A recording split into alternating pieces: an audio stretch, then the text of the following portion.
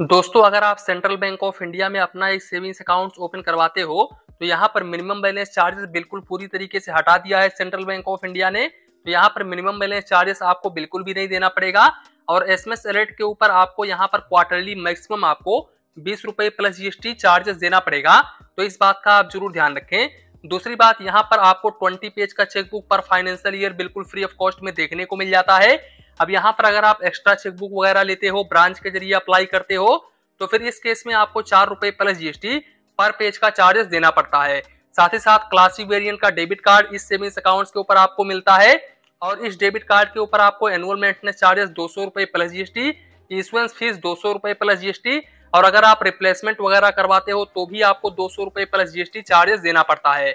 इस debit card से आप सेंट्रल बैंक ऑफ इंडिया के ओन बैंक के एटीएम से एक महीने में 5 फाइनेंशियल और नॉन फाइनेंशियल ट्रांजेक्शन कर सकते हो। अब अगर आप इस लिमिट को क्रॉस करते हो तो फिर इस केस में फाइनेंशियल ट्रांजेक्शन के ऊपर 10 रुपए प्लस जीएसटी और नॉन फाइनेंशियल ट्रांजेक्शन के ऊपर 5 रुपए plus GST per transaction charges देना पड़ेगा।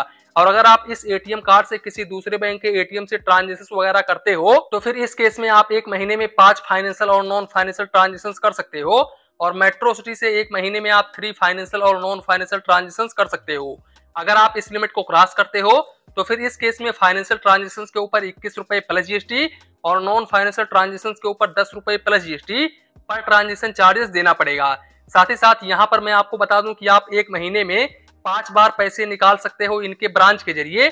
अगर आप इस लिमिट को क्रॉस करते हो तो फिर इस केस में आपको 2 रुपीज पर 1000 के हिसाब से चार्जेस देना पड़ता है और मिनिमम आपको 25 रुपए plus GST per transaction charges देना पड़ता है। बाकी यहाँ पर इनके ब्रांच के जरिए एक महीने में आप 5 बार कैश डिपॉजिट कर सकते हो। अब अगर आप इस लिमिट को क्रॉस करते हो तो फिर इस केस में आपको 25 रुपए plus GST per transaction charges देना पड़ता है। लेकिन एक बात का आप जरूर ध्यान रखें कि आप एक दिन में 2 लाख रुपए से अधिक का कैश डिपॉजिट नहीं कर सकते। अगर आप इससे अधिक करते हो तो फिर इस केस में आपको 1 रुपीज पर 1000 के हिसाब से चार्जेस देना पड़ेगा और मिनिमम आपको 25 रुपए plus GST per transaction charges देना पड़ेगा। तो आप चाहे तो सेंट्रल बैंक ऑफ इंडिया की तरफ जा सकते हो, हालांकि इनका मोबाइल बैंकिंग एप्लीकेशन इतना कोई खास नहीं होता है।